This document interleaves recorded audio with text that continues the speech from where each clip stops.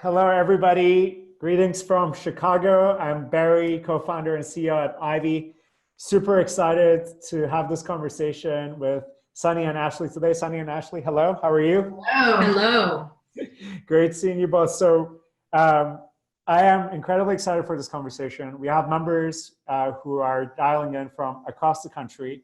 Just want to get started with getting your response to this question of what got you to focus on this concept of rare breeds? Why is this important? Why did you end up writing a book about it?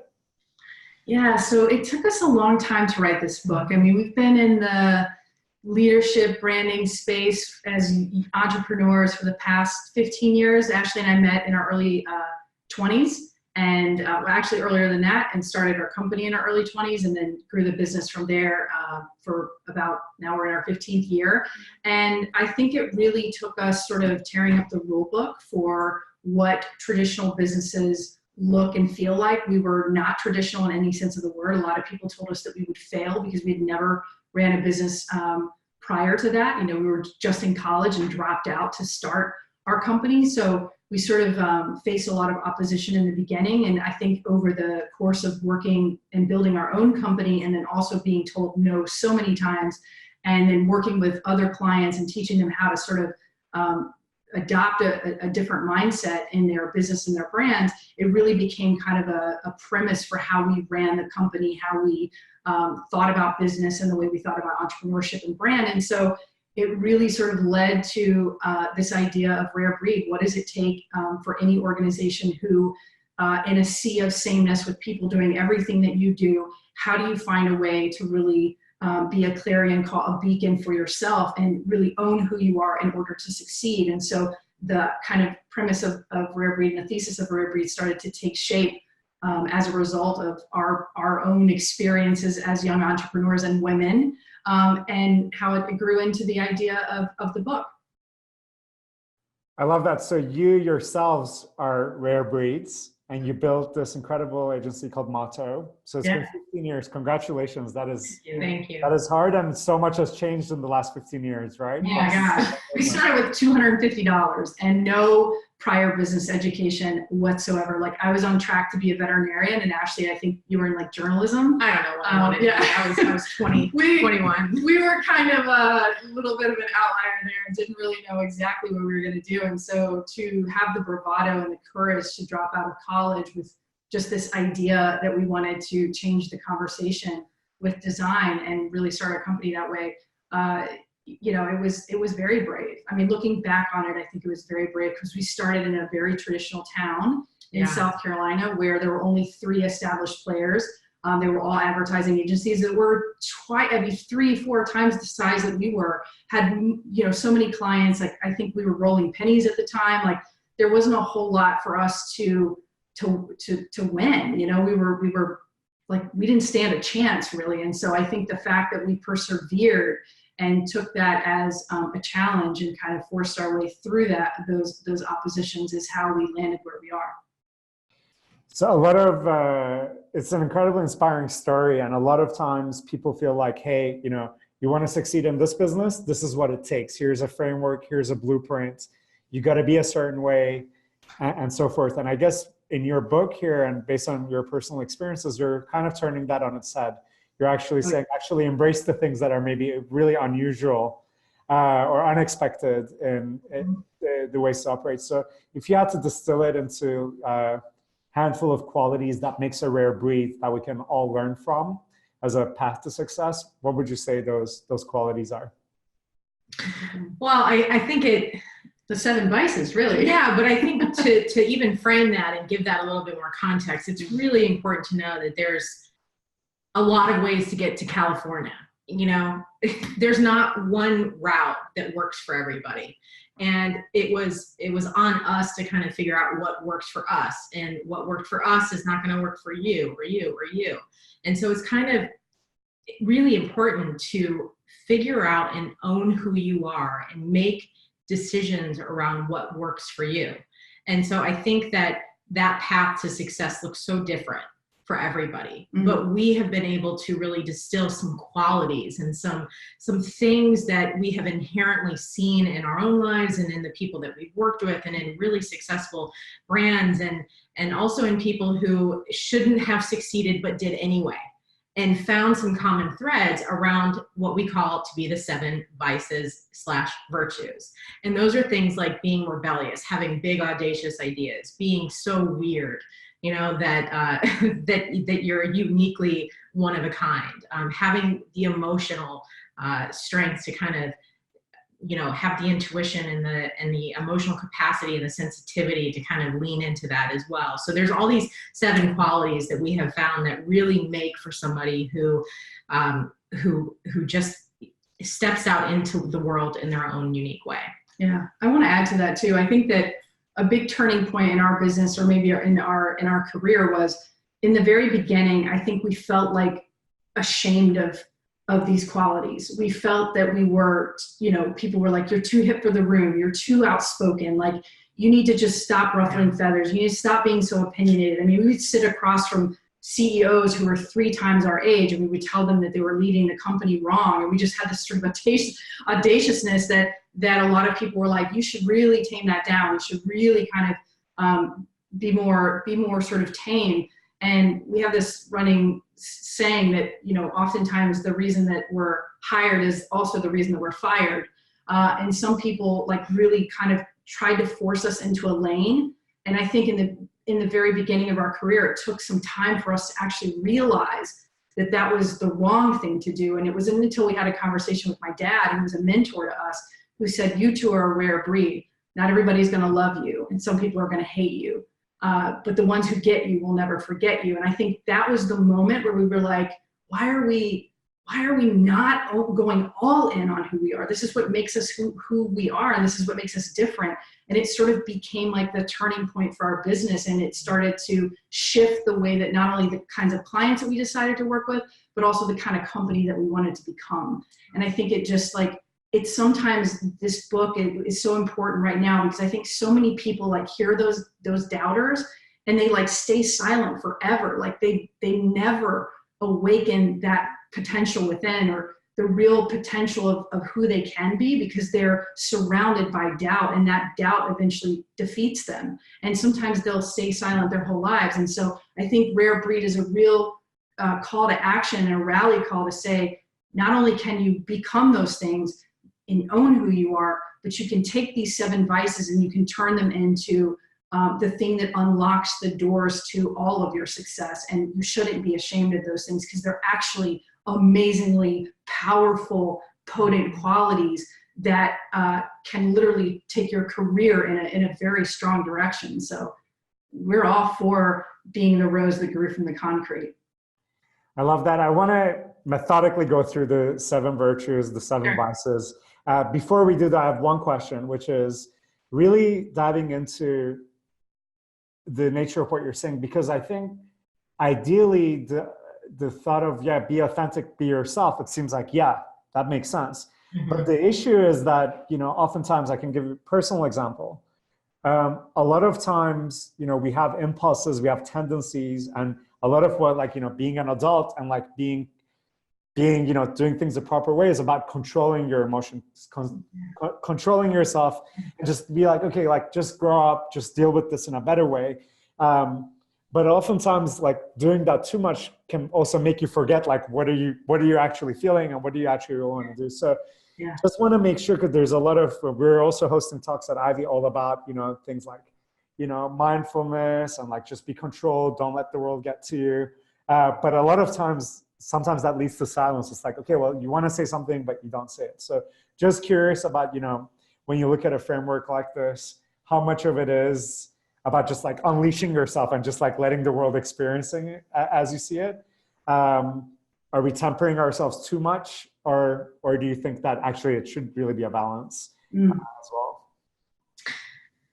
I think it is really difficult to live without embracing who you are. It's like painful in a way, you know, but there is a balance. There is like, It's painful either way. It's painful either way, but like you were saying, Barry, there's this balance between taking it too far and knowing how to temper yourself. And yes, of course, there's room for that, but there's also times where we don't take the opportunities that we should be taking to step out and to fully be and realize who we are, because the imposter syndrome is abundant within us, and we don't feel like we belong, and we feel like we should just,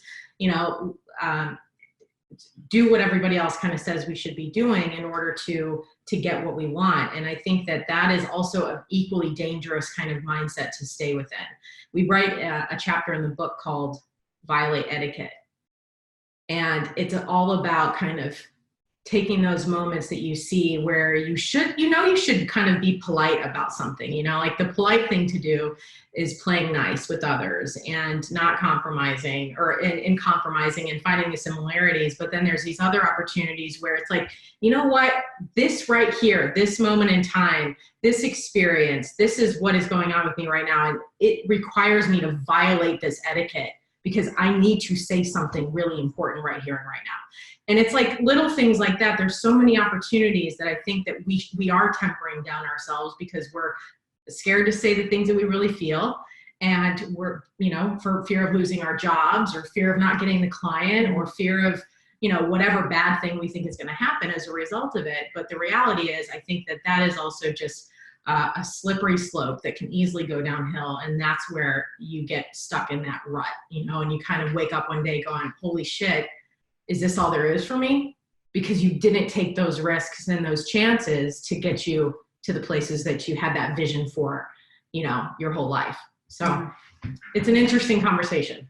Absolutely. All right. I'm excited to hear the 7 vices. If you could just list them, first of all, in general, so we have it in mind, and perhaps you have done some examples of iconic individuals who reflect, who embody these vices, which are actually virtues. Yeah, take it away. All right, so the 7 vices are rebellious, audacious, obsessed, hot-blooded, weird, hypnotic, and emotional. And when we were exploring these 7, we actually, have where we explored so many different ones, but each one of them were very important because they needed to have a negative. They needed to have a dark side. They needed to be something that you could look at and say, that can either be something that lifts up and inspires and does something remarkable, or it actually destroys everything. And being, our whole life, we're told like, you're too emotional, like you're too sensitive, like, all of these things. And that is seen as a negative. And we're saying, no way, like that's amazing, because when you tap into that emotional IQ and you read the room, like you're able to feel things that other people can't feel. You're able to sense the emotions of others around you. You're able to tap into this emotional sensitivity, and you work on a different wavelength than other people. You're on a different frequency altogether. And I think that's very powerful. I mean, there's so many rare breeds out there, and you could argue, gosh, I mean, some that come to mind, I mean, Maya Angelou, Toni Morrison, like Lady Gaga, Rosa Parks is a rare breed, like Anthony Bourdain's a rare breed. I mean, I can list so many that have some essence of them that really is an outstanding quality that in some cases actually ended up, hurting them. I mean, look at Anthony Bourdain. Here was somebody who had, you would imagine, all of the most amazing life. I mean, watching Parts Unknown, I was so envious of that life. I was like, my gosh, like look at that, what he's been able to do.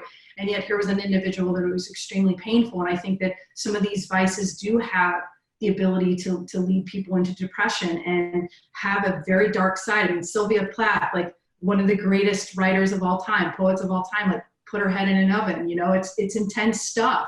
And yet she was probably one of the brightest stars that we've ever known, in terms of being a poet. So, that's the danger in these vices as well. They're vices for a reason, but they can be a virtue. And that's kind of what we talk about in the book. Awesome. So what I want to do, maybe it's a little ambitious for the constrained time period we have, but I'd really love to learn something from each of these vices. Yeah. So if you want to go in them in any order you like, but what would be great is like, what is the vice?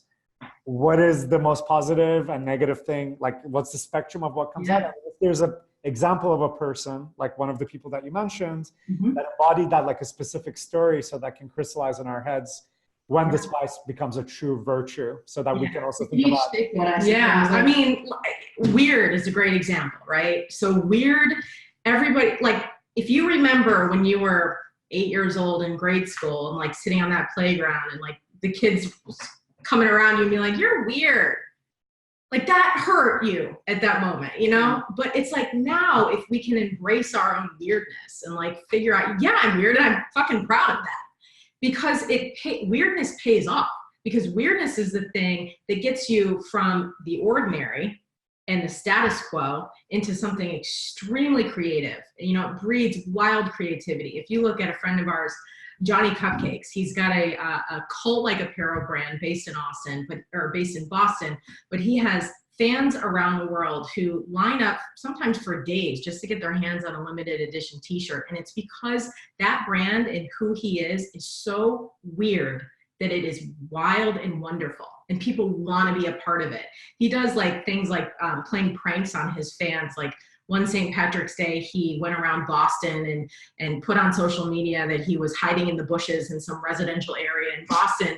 And if he was found, that he would give that person who found him could have gotten arrested, but a free t-shirt. So it's like weird things like that can really do such wonderful things when it comes to engaging your core audience and helping you stand out, because he is a one-of-a-kind brand, and there is no other apparel brand or no other t-shirt brand that is like his, and it's because of that. Well, his whole hook is that he tricks hungry people to come into a store, and he's got it decorated like a bakery, like a cupcake shop. Yeah. But you go in and you're like, and he's got like vanilla scented frost, like car fresheners, like up in the vents, and like you walk in and you smell frosting, and you're like, wait a minute, and then you go in and you're like, it's just like there's like t-shirts on like weird, baking trays and like little like to-go boxes, and it's so wacky and so weird that it's become very successful.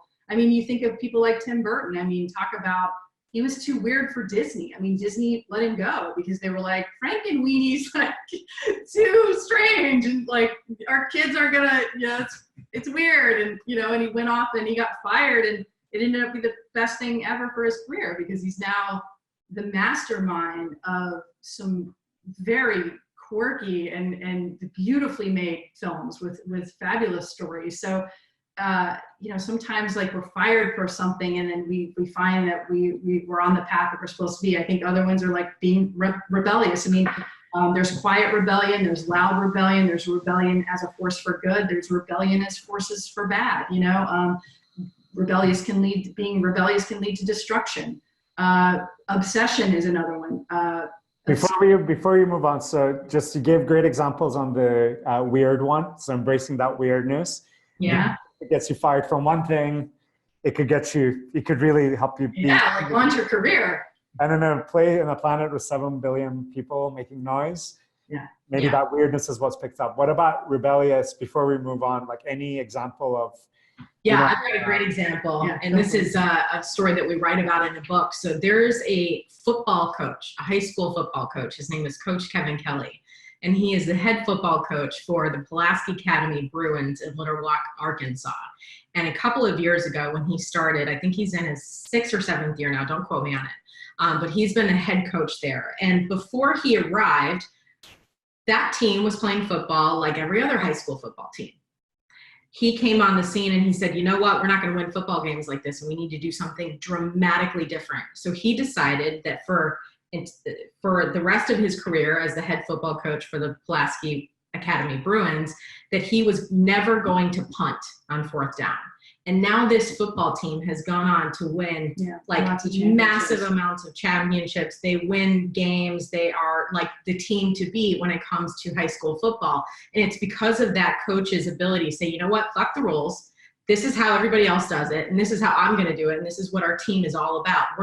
We're the no punt team. And that rebelliousness to say, conventional football wisdom tells us that we should punt on 4th down. But for you to take that and say, actually, the math doesn't really support that at all. The math supports if you don't punt on 4th down, you have more of a chance of recovering the football and scoring on the next drive. And so he took that math and that data that supported and the statistics that supported it and turned it into a whole like playing philosophy. It's like his own brand of football. And it's like, you could even be rebellious as a high school football coach. It doesn't need to even be on such a massive scale. It can be doing whatever it is you do, whatever your job is. You can apply that principle if that's something that is, you know, inherently within you. And Coach Kevin Kelly is, I mean, he is a rebel. You know, he's like the rebel football coach from Arkansas. And it's just, it's lovely because he has just gone on to, you know, get college football excited about that. He's been on ESPN. He has been touted for his abilities to like basically disrupt the status quo when it comes to that conventional thinking. Yeah, I think the Atlanta Falcons actually sought him out too, like just wanting to understand like who is this coach that's doing this crazy thing doing this that crazy nobody else thing. thinks is reasonable, but it works. And I don't think rebellion has to be loud and obnoxious. I think, you know, there's quiet rebellion too. I mean, look at Rosa Parks. Like, it wasn't like she jumped up and down on the seats and beat the seats and said like, I refuse to give up my seat. It was just a quiet act of rebellion. And I think we just don't realize how much of a difference we can make by little moves and even big moves. It's really depending on, are you going to accept what is for what it is, or are you going to try to do something against it? Right. Absolutely. I love that. And it reminds me of that quote where all progress depends on the unreasonable individuals. So I love that. Weird, rebellious. Okay, give us the next one. Obsessed. Yeah, I was going to say hot-blooded. Like, Oh, that's a so good one, too. hot-blooded is an interesting one because this one is all about not just passion. You know what I mean? Like, passion is such a thing. Like, are you living your passion? Are you finding your passion? It's like kind of Just really, go on Instagram really and you'll see all the overdone. quote cards of like, are you passionate? Yeah. You found your passion today. Yeah, but there's just something about like having a really intense person, like who knows what they're there to do and who makes a difference with their hot-bloodedness and the fire and the fury that they bring to the table is completely contagious. And I think of a person like Chef Gordon Ramsay, you know, in Hell's Kitchen. And you think about like, he comes in like hair on fire.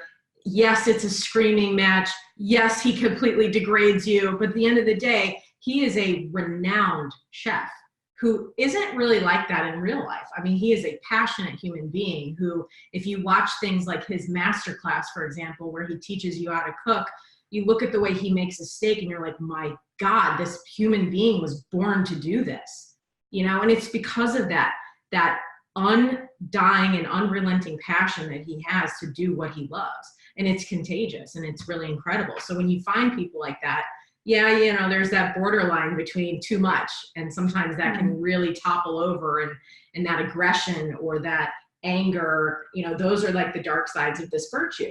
But they also serve a purpose in the sense that there's got to be something that lights you up and lights you up to the point where you're ready to like fight for it. Mm-hmm. I love that. I love that, and definitely resonates very strongly with me because, you know. Are you a hothead? Yeah, I'm checking all the boxes so far. Well, you got to take the Rare Breed quiz to find out if you are hot-blooded. So that's what you should do now is go to rarebreedquiz.com and actually find out what your vice virtue is. It's pretty cool. We worked with a professor and psychologist on the quiz. It's 28 questions, and you answer the questions, and it tells you at the end which of the vices that you are, and more importantly, you get kind of an email at the end of it, and it tells you, like, we go into pretty significant detail about what are the sort of duality pieces of this, and, you know, what do you need to look out for, but most importantly, like, how can you harness those things? And then we also go into some detail about famous rare breeds, you know, people that you would be familiar with. Some you might not know, and some you might recognize. Love it. Just typed it up on the chat window here for everybody to check it out. Yeah. I encourage everyone, I'm going to ask a couple more questions, and then we're going to be opening it up to the audience. So if everybody listening, if you have questions, please put them in the Q&A box that's at the center bottom of your screen. I also activated the chat window, so if you have any like running commentary, thoughts you want to share, you can also feel free to do that there. So I'll just type in the quote from George Bernard's show about the unreasonable man and woman that he talks about. So, okay, let's talk about emotional, because that one definitely feels like it's charged with like, that's not, it's considered a positive thing in general, right? That's true. So tell us about that. When someone says, oh, this person's emotional, really what they mean is like, oh, they're a bit out of control and they're like, they're not rational. They're like kind of, you know, they're getting their emotion, letting their emotions take over. So how does this turn into a virtue? Yeah, we did a fishbowl recently where someone had asked that they were in meetings and in their culture and within their organization, they were struggling with coming out of a meeting and sort of feeling things out of that meeting that they didn't know if other people in the room were able to read that. And they were sort of saying like, is there something off, or, you know, is this something that I can like tap into, or, you know, am I just being dramatic? And so a lot of times when we think of emotion, we think someone crying or really like pounding their fist on the table, or just like being extreme in one way or the other. And it's in fact can be true. And yet emotion can also be something like, comes to mind like Howard Schultz. And, you know, if you read some of his letters to, you know, his team and to his stakeholders and to the way he communicates his beliefs about the purpose and the mission behind the company, you find that there can actually be tapped into something so much more meaningful. And, you know, of course, I think it can be extremely extreme, but it's things like compassion, it's empathy, it's being sincere, it's being sensitive, it's using intuition, it's all those things that I think are really positives out of something. I mean, of course, Ash can speak to this, but, you know, I know in my own life, I'm kind of incredibly in tune with, you know, sometimes when we, you know, have a meeting for the first time, I will come out of that meeting and sometimes voice to the team that I did not feel that that was a good fit for us. And they're like, but why?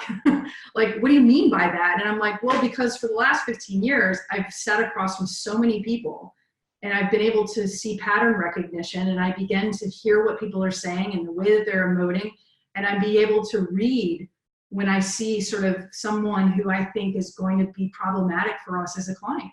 And that's kind of hard to put your finger on. I mean, I don't know how to tell someone, I don't know how to reproduce that and give that quality to somebody else. It's just something that's inherently within me. But I think that's the important part, is like the thing about emotions is it's what you feel. Yeah. You know, and I think that we are kind of living in a world where there is heightened feelings around, but we're taught that they're always bad. And I think that is such a disservice to people, because my God, we're humans. If we're not anything, we're emotional. I don't know. I'm sure you cry, Barry, every once in a while, right? Like he's like, just before this meeting, just before this interview. But I just paused for an hour for this interview, and then I'll come back to that. I mean, it's like we do that. We are a way in our personal lives that we're okay with. We go home and we vent and we cry and we let our emotions out. But we're taught we can't. There's no room for sentimental softies. We're not everybody, but the ones that are emotional are, you know what I mean? Like that's a gift in a lot of ways, because it means you feel like you're not cold to the world. The world needs more people that feel things, I think. And, you know, there's this vulnerability aspect when it comes to emotions that I think is really important. And there's power in being vulnerable. I think there's even more of a divide between women in their emotions and men in their emotions. Guys, you guys are, you know, you're wussies if you're emotional or being vulnerable. It's like seen such a bad thing. If women are too emotional, then they're just bitches, or they're just dramatic, or they're whatever. And it's like, my God, like we're just human beings feeling things, walking around on the earth trying to figure life out. Yeah.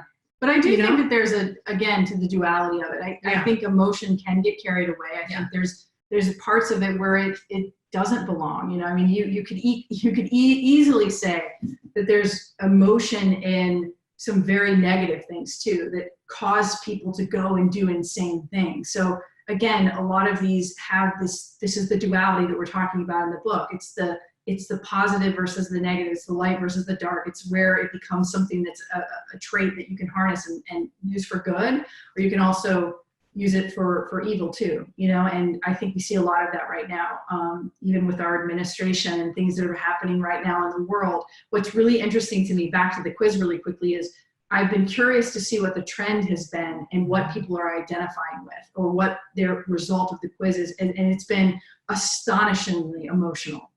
Almost the gap in weird and emotional is like far off the charts in terms of how many people have been taking it now. As I think I mentioned in our pre-interview, like we've got people taking it now every like 1 to 3 minutes is how fast people are taking this quiz, which is awesome to see. But we're also getting a ton of data of like what people are sort of identifying with, or what their emotions are turning up, and it makes you wonder, like, is that a result of sort of the landscape that we're in right now, in the world that we're in right now, which is becoming increasingly volatile. And this is where it's important to understand how to use these traits so that we don't go down that dark path. Right. Absolutely. And I want to just ask you to quickly summarize the remaining 3 that you haven't gone over. And then what I want to do is really go to what you just said, which is really focus on implementation. What does this mean for the leader of an organization, or for someone who's more entry level in an organization? Also, what does it mean for a corporation and the representative of a corporation, as opposed to, the human who's representing, but then there's the office. So before we get there, we'd love to hear just like what were the other 3, and then we'll start applying them to the parameters that I mentioned. Yeah, so the 3 are audacious, hypnotic, and what was the third one? I forgot which one we were talking about. Hypnotic, audacious. I forgot too. Obsessed. Obsession. Obsessed. So yeah, obsession is a tricky one because you want more people who are obsessed with the details, who really care about the quality of their work, and yet on the flip side of that, it can actually turn into like paralyzation and not getting anything done, and actually sort of grinding but not actually making progress. So obsession is important because you want people to care about their work, and I don't think enough people do. I think there's a lot of people that will hand in a lot of sloppy work and be okay with it. Obsession is not being okay with but that. It's also about relentlessness. It's about relentlessness, sure. Doing something that you do over and over and over and over again, and it does become your obsession in a way. Yeah. But it's also, if you look at like people who are highly successful, that's a common thread in everything. It's like they're literally just obsessed with the work that they do. It could be a great thing. It could also be a bad thing. Yeah, and hypnotism or hypnotic is another thing that it goes beyond being charismatic. So some of our greatest orators throughout time have been hypnotic in some way. They've been able to, mesmerize, to charm, to captivate.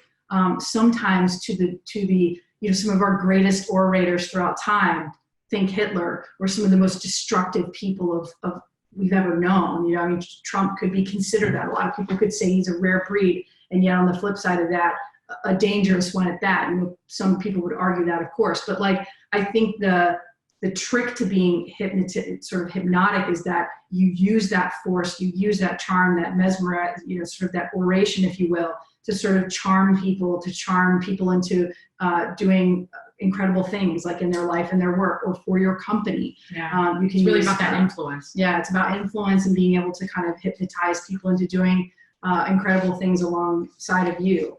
And then what's the other one? Audacity. Yeah, audacity. So audacity this is just doing what can't be done. Everybody says it's impossible. As an audacious rare breed, you're the one that sees the reality that no one else can see, and everybody else calls crazy. And you're like, you know what? I'm going for that anyway. Yeah, you're how you kind of get people to Mars. You know what I mean? I love it. So let's take this and let's talk about a few real world examples. So we've got some people, let's say Mark Zuckerberg, who has created something tremendous. It's the primary way, either Facebook or the companies that it has bought, WhatsApp and Instagram.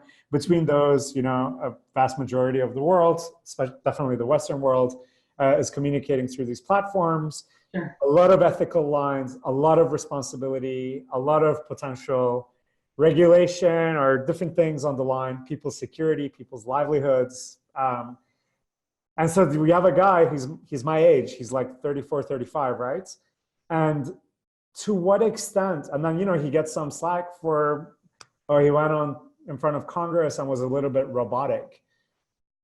I don't know how many of us would react in a situation like that when you're getting, questioned by the leaders of the country, but that's like one person, okay? And one category, and there's some of that who is Mark Zuckerberg, and then there's some of it which is his like the PR machine and the branding and the like what he's being instructed how to waters. Yeah.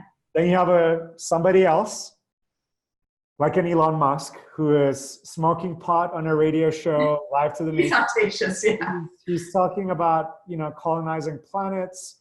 He's running multiple companies at the same time. It just seems crazy. And people are captivated. Both are running, you know, multi-billion-dollar organizations. Both are incredible creators.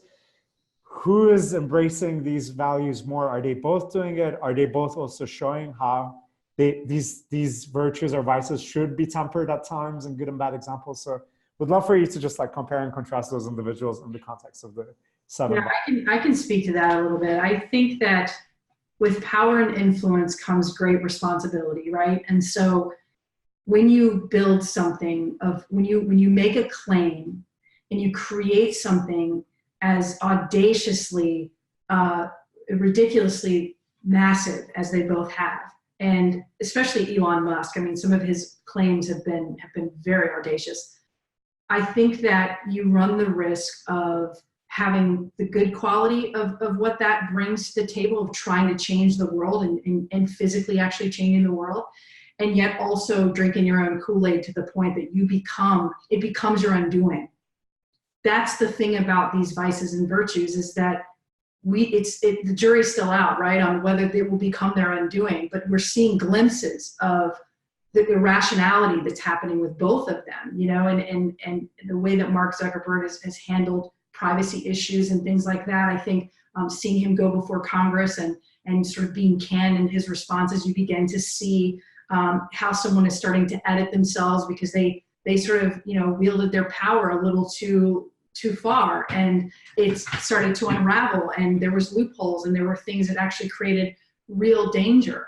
So yeah, like I think these are lessons for any rare breed, to understand that these things can be destructive, and not destructive in oh, I hurt somebody. Like this is like undoing your entire life and career and life's work. Many of these types of people have been ousted from their own companies because of that very quality that got them there. You know, I mean, look at Steve Jobs. Like, he was kicked out of his own company. They thought the guy was like a nut job, you know, like on so many levels. And yet he was so visionary and he changed the world. And like many of these people, like just even studying, you know, this and writing this book, and all the leaders that we worked with, like there's a little bit of crazy in all of these people. Like there has to be, right? Or change does not happen. So I think these are, again, lessons about what it means to wield that power a little too far, and how they could easily be undone by it. I mean, Elon Musk is on the fringe. I read many articles recently about he's not sleeping, he's not showering, he's staying there, you know, he's obsession to the max, and yet he's harming himself in a lot of ways. So that's the extreme of it. And that's not at all what we're promoting in this book at all. We're calling out what it looks like to actually use it as a positive, but here's also the danger in it. This is what it can lead to as well. So yeah, I think they're great examples of those lessons of a vice turning into something very negative. One more question before I turn it to I started on the audience question. So I gave 2 examples, both were men, right? And there's something about, you know, if a guy is being a bit of a cowboy, being crazy, like that's kind of like, there's so many examples of that in movies and popular culture and so on. Whereas, you know, when women are doing some of these things, they're under a much more intensive microscope. People just, you know, it feels like oftentimes, what you hear, we've done many panels on women in leadership, women's empowerment. There's like almost like a higher standard that's expected. Yeah. How do you think about that? Do you think women should be even more careful, or because of just how people unfortunately react to their reactions? Or would you say, no, they should actually fully embrace everything that you're saying too, obviously within boundaries? Is it any different or is it not? I guess that's my big question. I mean, my answer for that is I think women have lived centuries in the world, you know, this got to stop. This madness has to stop. This difference between what women can and can't do needs to stop. It's fucking 2019. We should not be having this conversation about women, about people of color, about different religions. this is just insanity to me, that we live in a world where these things, not just women, but people that are othered, you know, like this should not be something that we continue to struggle with as a world, yet we do. I think that women Well, need I to mean, look, stand we up. haven't had a woman president yet. It's Yeah. insanity. I think that it shows you where the world is at, and I think we've come a long way. I think we're making strides to that, but I think we have a long way to go. And I think that, you know, there's pay gap, there's equality, there's, you know, as Ashleigh was saying earlier, you're in a room full of men, and when you voice your opinion, you're being too forward, or you're being too loud, or you're too opinionated, you know, and we face that very early on. And, you know, imagine being 20 something years old and being told to shut up.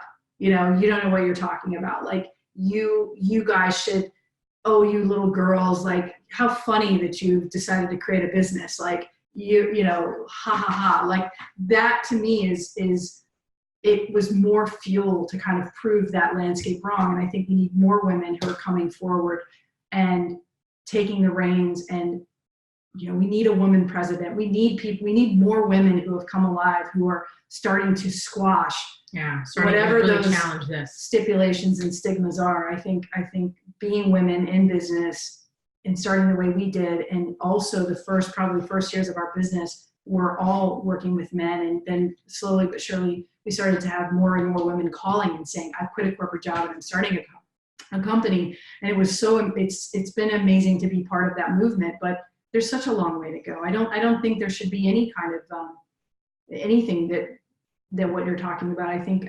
it seems unfair, but it's the reality. I think what we have to do is to stop complaining about it and do something about it. And how you do that is you act, you know, and you change the conversation. Love it. Thank you so much. So one question from the audience is very specifically about companies. So these are groupings of individuals, not just one, and many people are representatives of companies. When you're advising brands, what is your main approach when you are walking that fine line between like protecting brand identity and integrity, while also, you know, really embracing these vice virtues to make that brand stand out amongst the noise? Yeah, do you want to speak to that? Well, I was just going to say, and then you can come on after that. It's not about, for us, it's not about like forcing these things onto a company, right? It's about bringing out inherent qualities that exist within the culture and figuring out what are those levers to pull. Does this culture have some rebelliousness under the surface? Does it have the audacious visionary ideas? Does it have the obsession with customer experience or with the work that they're doing in their mission and vision and purpose? Does it have the intensity and the passion to be whatever it is? There is something weird breathing underneath it all. Is there an emotional quality here in the culture? So it's not us saying, oh, you need to be this, this, and this. It's really just a process of discovering who you are as a company and as a culture. So we kind of get in, roll up our sleeves to help them figure that out. And it's a process of facilitating conversations, talking to leadership, talking to people who maybe don't have a voice, but we need to hear that anyway. So it's we do it a lot of different ways. And it's very unique to the company that we work with and the kind of culture that they have. But there's always ways to get in there and kind of dig up some of the dirt and see what surfaces, and then help that rise more to the top so that you can leverage that to create a competitive difference. Yeah, I want to speak to that too. I think the bigger question or sort of the bigger instance that we run into, or the bigger challenge that we run into, is often that companies want to be something that they're just not. And that forces us to sometimes have tough conversations, because sometimes they want to be a rebellious organization and there's not a rebel bone in their body, and that's okay, you know, but they're trying to take on qualities that don't naturally come to them. And so it's sort of like putting somebody in a dress it's like a tomboy, you know what I mean? Like, it's like, you put me in a dress, it's going to be really weird. Like, don't want to see it, right? And I feel naturally uncomfortable, but it makes it harder for the organization to really own who they are and really become all that they can be. And so our job, working with so many leaders over the years, has been to help them shift their mindset to not only allowing the vision of who they are and the DNA of who they are actually come up and deploy throughout the organization, but also to have younger voices that are within the walls of the company who are natural leaders, who have such good ideas, and they often get stifled by layers of approvals and processes. And, you know, over time, like, that just diminishes the real true potential of any company. And so we try to go in there and shake them up a little bit to kind of find that voice, but most importantly, to really double down on it and expand it out through everything that they're doing. And doing that is quite difficult because it takes bravery. And not every company that we work with, or that we, you know, we like to say that we work with tons and tons of brave companies, but the reality is they say they're brave, but they're actually not. And so our job is to try to help push them a little bit further into a sort of a little bit of an uncomfortable zone, but to where they don't make a lateral move, but they make a real leap to something greater. And that comes with, once you know who you are, you're able to articulate that within your organization, and you'll be able to drive that through everything you do. It's amazing how much more alive a company will feel. And so we go into some very transformative processes and lead some very transformative processes because we're able to have that breakthrough, and that company that we're working with is willing to go there. And when you have that, you can absolutely have magic. I love that. Thank you so much. So you mentioned about the quiz, and one of the questions that came up is, you know, what's a good step after you've identified your vice virtues towards turning them into strengths? Your last answer here was all about, you know, it's not just about like trying to embrace these if you don't have them. Like, if you're not a rebel, that's okay. Like, Yeah. Figure out your other ones. So once you do figure it out, what are the best ways to actually like building on those? Like, is there any practical thing that when people, after hearing this talk, wake up tomorrow and after taking the quiz, they're like, all right, well, it turns out I am obsessed. Yeah. What's the next step? Yeah. Well, buy the book for one. Well, but then the reason that's is, going to help you. the reason is because the book has, like, it's set up, it's set up as the 7 virtues, but then there's all these mantras underneath each of the virtues. And for every mantra, we have a section that says how to own this mantra, and it gives practical advice on like what to do to kind of to leverage that for yourself. Mm-hmm. And so sometimes we put, you know, ask these types of questions, or, you know, assess this aspect in your life, or whatever it might be that is more practical or tangible or tactical sort of advice and strategies for how to bring that virtue forward and use it for your success. Yeah, I mean, to drill that down even more, I think of people who are in a job right now that they are just checking in and checking out. There's a lot of people out in the world who are in jobs that just do nothing for them spiritually, emotionally, from a potential standpoint, et cetera. And I like to ask the question, you know, if I'm in a finance job and my dream or my heart has belonged, or I have felt that I go home after work and I'm making cupcakes every day, or, you know, I'm decorating, and like, is that a hobby, or is that like my calling? And it's important to find the calling. What is the calling? Because that takes you away from having a job. It takes you to a life's work. And I think wherever you're spending your time and your energy, you need to figure out what that is. And I think it's by looking around and sort of paying attention to what are the things that you're doing that you're the most passionate about, that you've maybe not even been paid for, that are things that like really, like, you'll stay up all night, you know, carving, or you'll stay up all night, like making that bench, or maybe, you know, you're someone who, you know, is an anthropologist, you know, interested in anthropology. Like, you know, those are things that you have to sort of tap into and say, why am I being driven here? Why do I feel such a pull?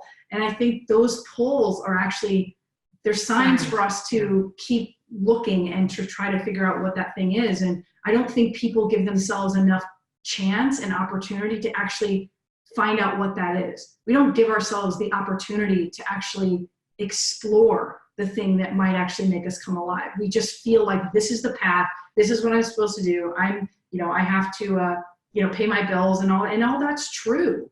But you can still make a life out of a work that you're doing, and it still be something that you were excited every day to go to. And I would hope for anyone who's reading this book or anyone that's hearing this right now, that's something that they go forth and try to explore, because nothing's more sad than someone who has untapped potential. I love that. I'm going to paraphrase a question that builds off of exactly what you just said. So a lot of times I think we all wear masks. In fact, it's called, there's an amazing historical book, The Mask of Command, like how leaders have to wear different masks at different situations. Yeah. Because, it's not just, a lot of people are depending on, how they're acting. And then also we do this, and we all wear masks in different situations. At the same time, we're also very hungry for deeper connection, authenticity. We can tell when a brand or a leader is being real, or they're just saying stuff because some agency told them to. You can you can tell there's a disconnect. Oh yeah, totally. So I guess the question goes to this whole balancing act of when you feel super emotional one day, right, and really hot-blooded, but that, okay, you can't also just let it completely go out of control. Just back to that question of balance, and very practically, how do you deal with it when one of your vices are really acting up, right? Just somebody told you something, you just want to tell them to piss off. Yeah. You're just but then that that's maybe too much. Yeah. That's exactly what the person needs to hear. So do you have a rubric to think about, okay, when it's at the height of, your vice is about to come out, when do you know what's too much, and when do you know, just let it unleash? Yeah, it's an awesome question. And I think everyone struggles with it, me included. I think there is a time that you should say something, and then there's times when you should do something else and stop yourself. Yeah. Oftentimes, almost like a gut check, Yeah. or a moment where you almost sort of, for lack of a better word, you kind of, there's a time and a place, I think, for when you unleash on somebody versus when you've had a reactive moment and you need to kind of dispel that emotion. That emotion doesn't go away. That emotion just gets more clarity. Yeah. One of the things that I constantly struggle with and work on at the same time is this idea that I find myself in situations a lot, and I come away with them going, you know what, if I were to have done that again, I would have said this. I wish I would have said this. Oh yeah. And that's tough, because you don't get that moment back. But I think, and you're talking specifically about, we actually talk about a story in a book that we had a conference call with someone that it was a CEO and his marketing director, who was a female. And probably the first few minutes into the call, it was very clear that the CEO was completely just not only insulting, but incredibly derogatory to his marketing director. And it was so uncomfortable that I wanted to just hang up the call. I've been in so many meetings where I'm just this is that's just part of the job. Yeah, right? you just bite your tongue. You just kind of so many of us kind of look the other way, and we're this is weird, but we're not going to say anything. But this was one of those moments where you just couldn't look the other way. And I remember thinking because Ashley and I were on that call, and she was kind of leading the call, but I wanted to kind of step in and just end the call. We don't think this is going to be a good fit, and whatever's happening here right now is not a good situation. But Ashley leans forward and literally cuts the meeting short and says something to the effect of, the way that you're speaking to this person is completely unacceptable. And if this is any indication of what kind of relationship that we would have with you, this is absolutely not a right fit. Fast forward a couple hours later, the woman sends us an email and says, I put in my resignation. Thank you. Your courage showed me my own. And it was in that moment that I was like, that was a moment where in hindsight, you may or may not have said anything. You know, we would have just said, like, went through the call and like, this was a $400,000 client. We easily could have just ignored that and just kind of taken the money and taken the job. And I think in those situations, you have to ask yourself, is this really important enough for me to say something? That to me is what it all boils down to. And then if you just can't get it out of your head, you can do what Sunny and I do, which is we go to like the Humane Society and hold puppies, right? To blow off steam. We're like, oh, because a puppy and a kitten will make anybody feel better. That is totally true. We are known to go hold baby ducks from time to time when we've had a situation like that. But sometimes you just need distance, you know, distance from the reaction so that you can still have that conversation, but you're having that conversation that makes you not look erratic, you know, and it's tricky, right? Because there's a lot of great leaders. I mean, Gordon Ramsay, I would argue is very explosive and sometimes derogatory and quite offensive to many people. And yet he's incredibly effective. So it's sort of that, where do you want to fall in that spectrum? Mm-hmm. Yeah, absolutely. Maybe to summarize that in my head, I was just thinking like, maybe a good rubric could be like, are you going to regret not saying something? Mm-hmm. And are you going to regret saying something? And I think so that's why like, that whole advice on like, don't make decisions or say like, write anything when you're angry or tired or hungry. You know, it goes, so it's maybe when it's something like, hey, if I don't say this, like I may really regret this, versus like, hey, if I blow up at this person, I may really regret having done that.